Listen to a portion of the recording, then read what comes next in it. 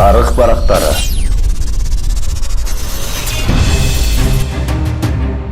Алтайдан Манас бабабыз Орта Азияга көчүп келип, биринчи эле Анжияндан Алооке ханды айдап, андан соң Фергана өрөөнүн ээлеген экен. Ошол жылдары Манас бабабыз жоокерлери менен сапарга баратып, азыркы Кызылкыя шаарына жакын жерге токтоп калышат. Чоролордун бири айлананы чалгындап, топурактын өзгөчөлүгүн жана ысыктап чыкканын байкайт. Анан ал жерден күйүүчү жана ок-дарыга керектүү заттар чыгаарын издеп табышып, ал жерге ок-дары жана курал-жарак жасай турган устаканаларды тургузушат. Кызылкыя тарыхта ушундай маалыматтар менен биринчи кездешет. Согушта жеңилген элдин тарыхы бурмаланып келген илгертен.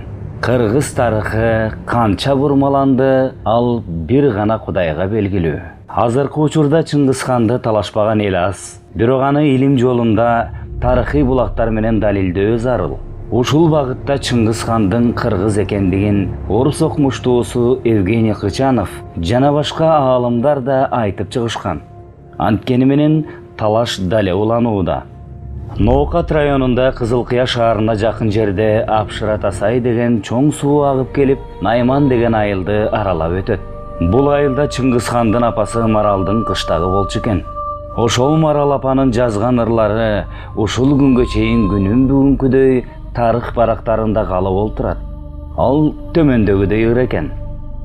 Кызылкыя кыштагым, жашыл кыя жайлагым.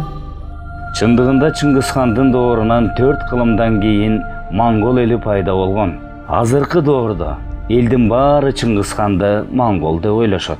Ал эми Чыңгызхандын апасы кыштаган Найман айылындагы Найман уруулары Күн империясынан бери келе жатат. Алтайда ак кийизге хан көтөрүлгөн темирчи Жеңгизхан аталып, дүйнө дүңгүрөткөн.